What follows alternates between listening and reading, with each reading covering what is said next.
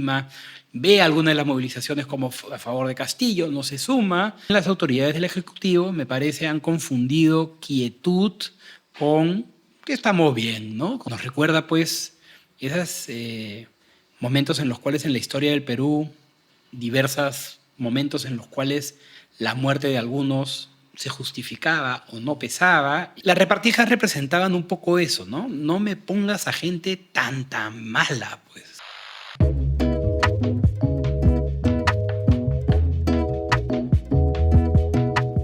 Esta mañana tenemos en Encuentros Muleros a Eduardo Dayan. Eduardo, ¿cómo estás? Hola, César. Gracias por tenerme. No, al contrario, gracias por estar con nosotros.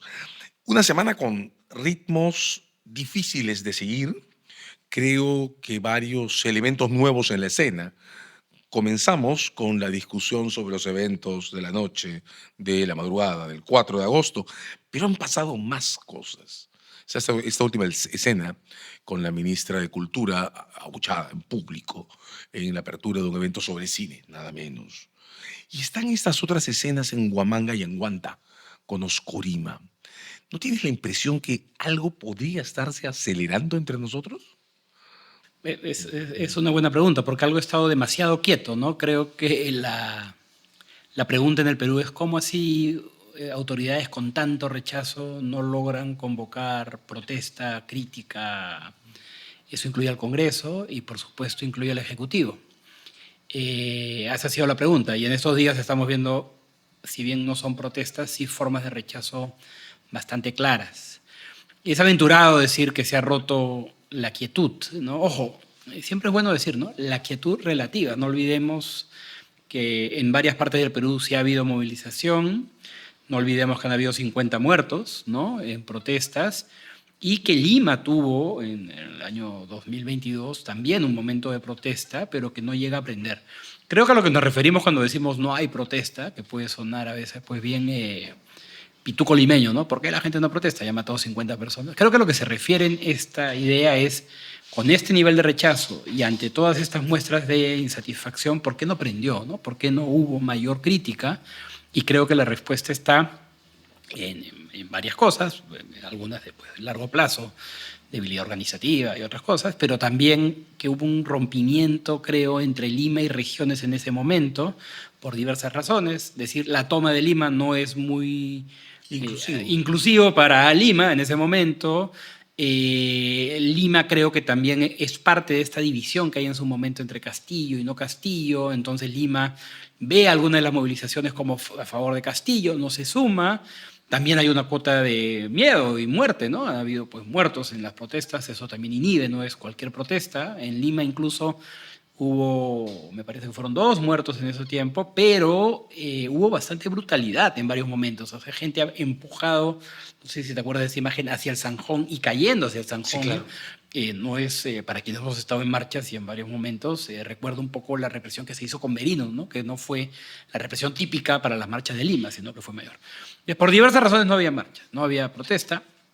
Sin embargo, creo que algo que varios han dicho, y también en algún momento lo señalé, es no confundamos ausencia de ese tipo de protesta contra estas autoridades con que no puede pasar en cualquier momento. Y es mejor hablar de eso ahora, antes de que haya protestas, porque luego en el momento que ya hay protestas, cuando uno dice, mira, hay que entender que la gente se molesta, te dicen, está justificando. ¿Ya? Entonces, quisiera poner por delante que yo no vengo a justificar nada. Creo que hay actos de violencia que no se justifican.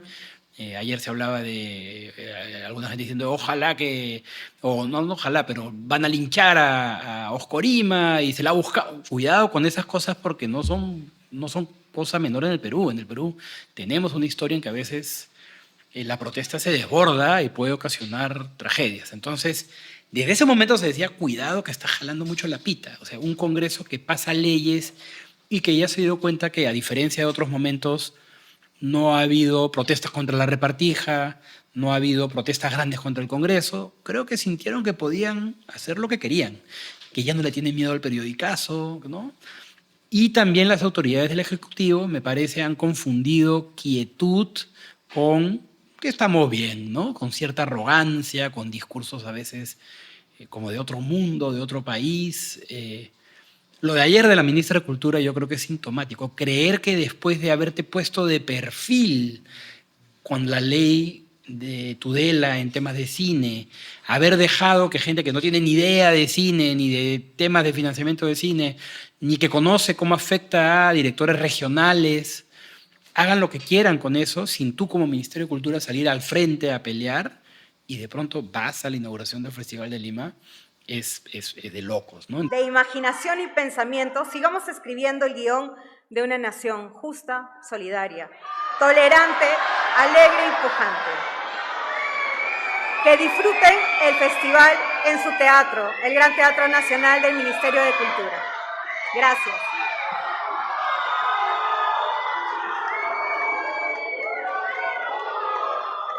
Entonces, creo que esta actitud de confundir quietismo y ausencia de protesta con aquiescencia, tolerancia o incluso en alguna mente equivocada aceptación es bien peligrosa. Y lo que hemos visto esta semana, me parece, de diversas magnitudes, puede mostrar que mucha gente ya se cansó, ¿no? ¿Hasta dónde? No sé. Te escucho y siento, o tengo la sensación de estar frente a una matrushka, estas muñecas rusas que tienen otras muñecas dentro. Siento que tenemos una enorme cantidad de planos entrecruzados. Quietud, por ejemplo, tú lo decías, ¿no? ¿Qué quietud? Desde diciembre del 22, enero del 23 en adelante, el sur peruano está movido.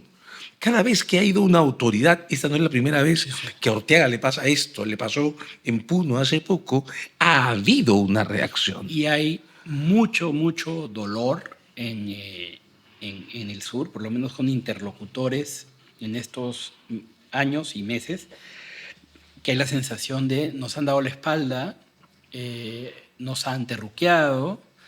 Sí, hay una protesta que puede ser más radical, pero esa no es la que está en la base de mucho, es el dolor por los muertos, por gente que no tenía nada que ver siquiera. No estoy diciendo que esté bien sancionar al que proteste, pero gente que no tenía nada que ver en la protesta, ¿no? Ni siquiera tenía que ver y la mataron. Nos recuerda, pues, esos momentos en los cuales en la historia del Perú, diversos momentos en los cuales la muerte de algunos se justificaba o no pesaba, y que uno decía, a pesar de la represión que podía haber, a pesar de ciertas cosas en protestas, todavía ya en el Perú no era tan sencillo decir algo habrá hecho o lo mataron porque con quién andaba, ¿no? Y pasó nuevamente. Entonces hay un dolor muy, muy fuerte que va al centro de lo nacional, ¿no? No quiero sonar pomposo, pero esa promesa de Marca Perú, de la revolución gastronómica, del emprendedurismo, de podemos estar todos juntos y todos tenemos un valor y la diferencia es bonita. De pronto cuando la diferencia sale a la calle, cuando la desigualdad explota, se le da la espalda a un sector de la población, ¿no? Huamanga, por ejemplo, has hablado de Huamanga, sumemos a Huanta en la escena, y de alguna manera el eco de las muertes del verano del 23 tiene un reflejo en Lima, en el tirón de cabellos de Boluarte, y vuelve a tenerlo ahora en el rechazo colectivo a Oscorima, pero no estamos leyendo los medios. Entonces me empiezo a preguntar mientras te escucho si la sensación de quietud es una representación nuestra, limeña, impuesta en el entorno y acaso no real. No es un tema menor, que somos un país con una altísima centralización, con la capital creo que más concentra a nivel de población y recursos económicos de América Latina. No sé si me está fallando algún país, pero, o sea, es real que mucho de lo que pasa en el Perú pasa en Lima, y que el poder está en Lima, y que las historias de centralización. Entonces, no es poca cosa Lima, ¿no? Si Lima no se mueve, las cosas pues pueden. Pero no hay que confundir eso con que eso es la imagen territorial. O sea, lo que tú estás diciendo es completamente cierto. Hay muchos ministros y congresistas que ya no pueden ir a su región. No pueden ir a su región. Eso es muy fuerte, ¿no? Porque además es como si no lo estuviéramos calibrando en su alcance político en la ciudad. La quietud, por ejemplo, hemos estado comentando una parte que es lo poco que expresa respecto a lo que está pasando en el sur andino. Me pregunto al revés, querría tu comentario, si al mismo tiempo sobreestima un periodo muy particular que tuvimos entre el 16 y el 18, en el que prácticamente cada 6 meses hubo una gran movilización en Lima, las emblemáticas, las de diciembre, 16, diciembre 17, indulto a Fujimori, Fiscalía tratando de remover, el fiscal Chávarri Eso fue 20, ¿no? a Vela... No, el 20 fue noviembre Merino. Merino, perdón, tienes razón. Sí. Digamos, dos grandes marchas. Pero de también, autoridades, ¿no? también cierta capacidad de reacción frente a las... o sea, la calle le ponía el límite al Congreso, ¿no? Con las... tú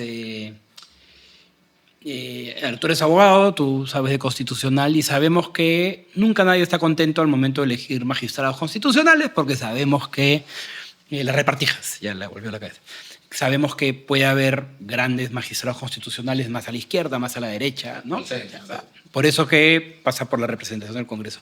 Pero hay una regla básica que es que tienes que elegir gente con cierto peso para que no la puedas mangonear y que en casos claros de inconstitucionalidad se le pueda plantear al Ejecutivo y al Legislativo, porque si no, no va a tener la legitimidad para hacerlo. Las repartijas representaban un poco eso, ¿no? No me pongas a gente tan mala, pues. Y las reacciones representaban eso, con errores, con problemas. Luego la elección que venía después tampoco es que fuera una maravilla siempre, ¿no? Pero había eso, una salida y una crítica.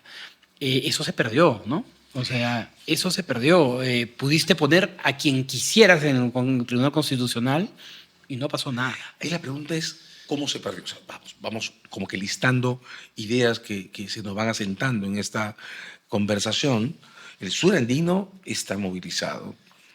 El trapecio... Pero no, esa pelea la tienes en Lima. Eso, Claro. a eso iba. De alguna manera Huamanga está movido. Sí. Lima es la que está cambiando de tiempo político. Yo creo que perdió... ¿Cómo se parió? Yo creo que hay un momento en el cual hay una diferencia por el tema Castillo. Me parece que hay un sector que antes protestaba que siente que no debe hacerle el juego a la derecha crítica, que también era bastante autoritaria, ¿no? No olvidemos que Castillo fue autoritario, quiso dar un golpe, llenó al Estado de incompetentes, pero tenía una oposición también. Y no se quería hacer ese juego, se despolitiza eso, o habrá quienes tenían simpatía por Castillo y no eran tan demócratas y se fueron para ese lado. Y me parece que en algún momento hay un quiebre entre las agendas de protesta, ¿no? Y hay en parte es culpa también de lo que cargamos años de debilidad institucional. O sea, antes estas cosas eran más reacciones. No hay una pues gran coordinadora de derechos humanos ni un gran partido político de oposición que te pueda movilizar 3.000 personas de la noche a la mañana. No hay...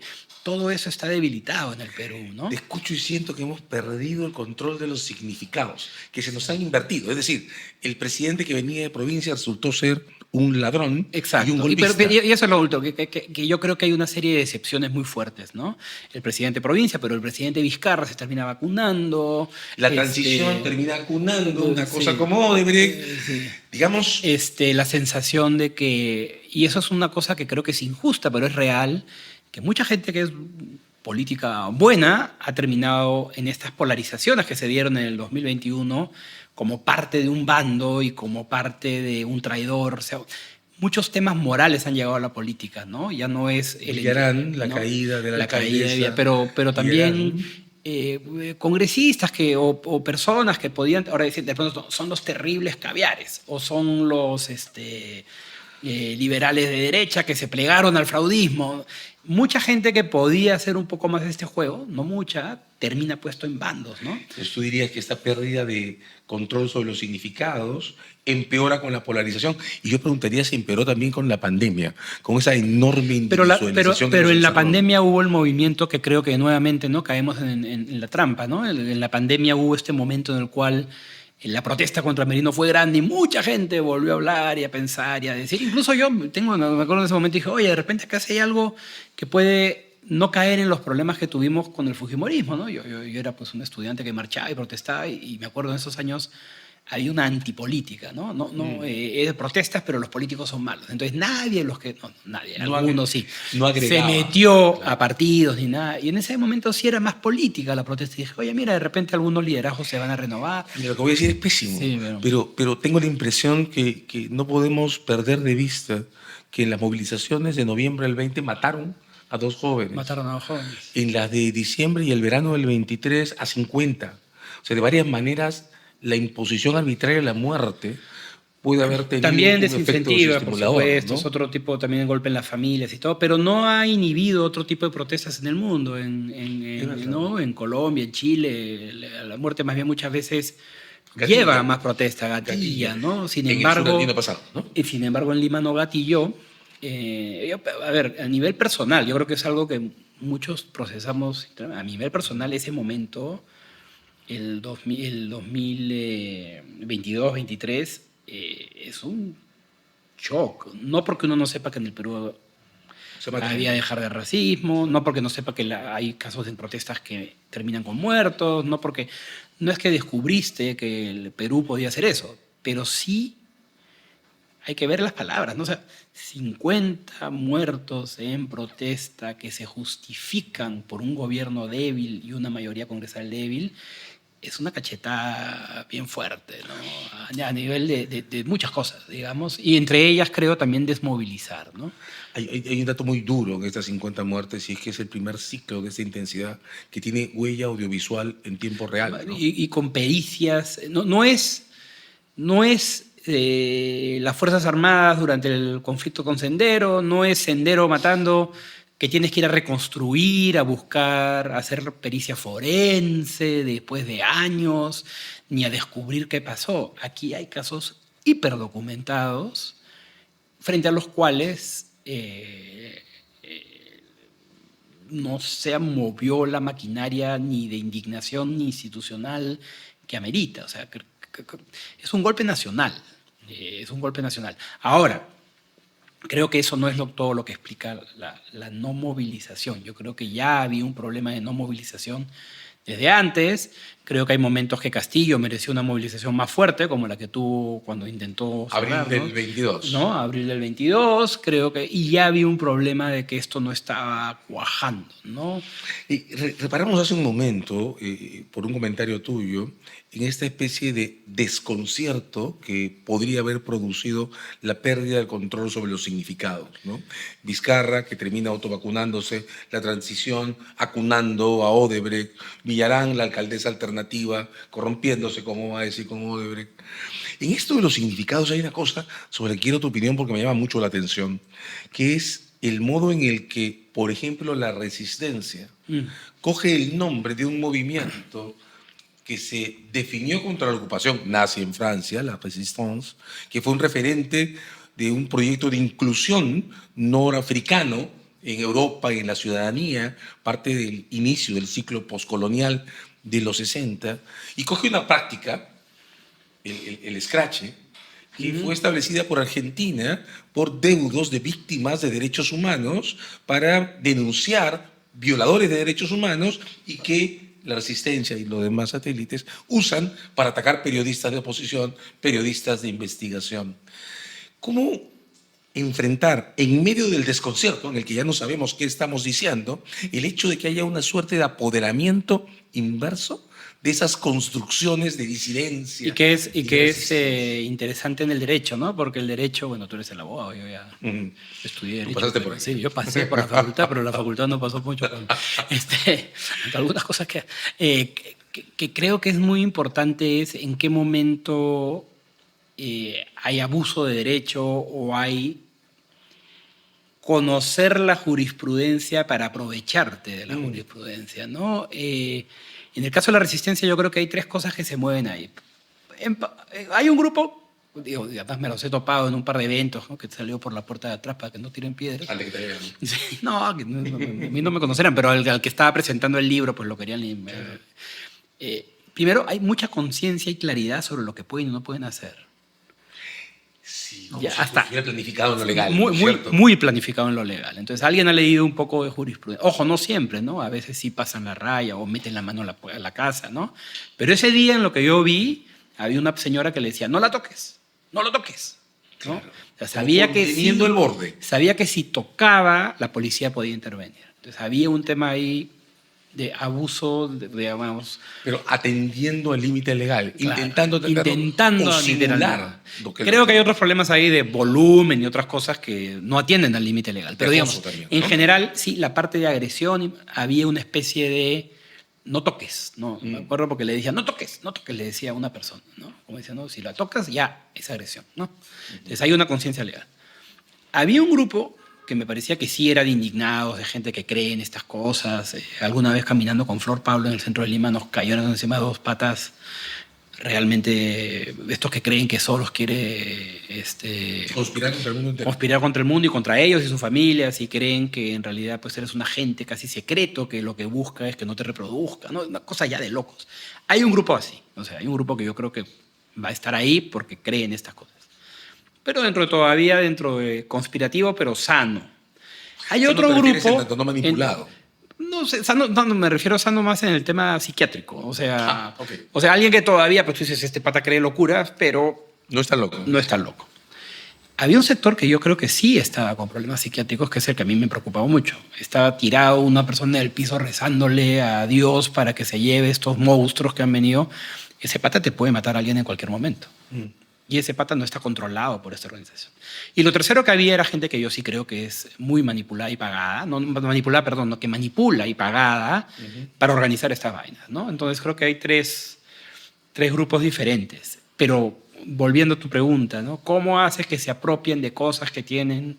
Primero, creo que siempre hay que cuestionar cuando uno dice, oye, qué bacán esta protesta, porque pensar, bueno, ¿y cómo sería si esto se generaliza? Que fue el caso de Beto Ortiz en su momento, ¿no? Me acuerdo cuando protestan en noviembre del 20, que llega a haber empujones y cosas, yo dije, esa no es una buena idea. No es una buena idea, no es una buena protesta, porque en cualquier momento se sale de control y el señor Ortiz o alguien más puede... Y lo mismo va a pasar si se usa a la inversa contra otros, ¿no? Entonces hay un límite ahí que creo que el derecho tiene que decir cuál es ese límite entre el scratch y lo que ya es un abuso, ya es algo que busca hostilizar, busca... acosar, ¿no? Hay una cosa ahí que sé que hay jurisprudencia, pero que hay que ver. Pero sí. Además de eso, lo que te decía, hay también temas, creo yo, de salud mental a atender, porque en cualquier momento puede haber una tragedia. Y segundo, creo que también hay temas de seguridad, porque hay gente ahí que está haciendo esto con otros fines, no solamente con el fin de protesta, ¿no? Sí, mira, en general las formas de organización para que se revela la resistencia y demás, creo que tienen un problema, y es que al manejarse en el borde o más allá del borde de contenidos violentos, el acoso es por definición violento, pueden generar una escalada en cualquier momento solo porque la competencia para mantener el liderazgo se puede descontrolar. Pasó en el fútbol, es la historia de las barras, ¿no? A las barras llegan a la violencia cuando la disputa por el control de la organización barra se convierte en una competencia entre quién es más violento que el otro, ¿no? Ahora, regresando a las matruscas, son varios espacios sometidos a tensión. Sí.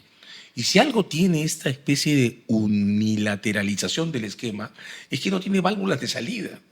Pensaba en nuestros recuerdos de las movilizaciones del 16 y el 18, y claro, la calle le hablaba a alguien, incluso al Congreso, para que se detenga. Ahora no hay nadie a quien hablarle. Ni propósito de enmienda, porque lo que tienes en el Congreso es un grupo que ha decidido que a mí me eligiste democráticamente, como si no pudiese haber deriva no democrática, que creo que eso es bien peligroso, cuando dice, no, son representantes elegidos democráticamente.